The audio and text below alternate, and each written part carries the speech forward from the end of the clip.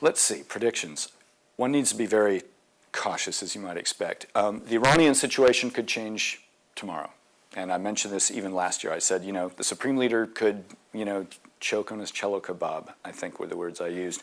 And if he did that tomorrow morning, that could change the dynamic really significantly.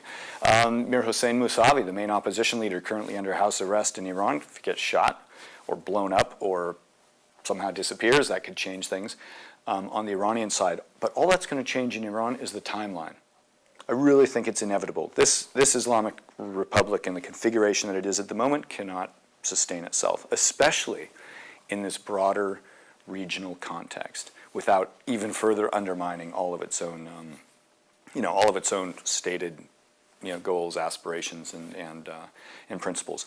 So, but in the region, I think Libya has a very good chance of actually succeeding to a large degree. And, at the moment, and just, last week we were writing about the divisions going on between the military and civilians. I mean, these things are going to happen.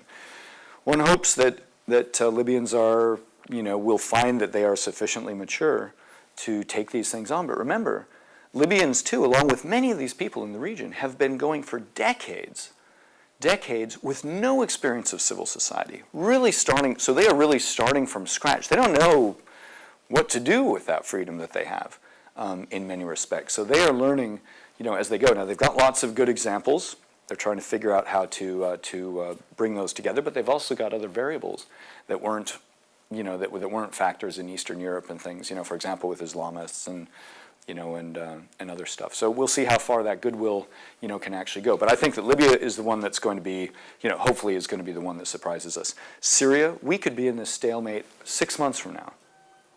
Or he could go tomorrow, because you may have large elements of the military that finally say, this is enough, we're tired of killing our own people. If that happens, Assad may have to change. But we really could be at the same exact spot 6 months from now.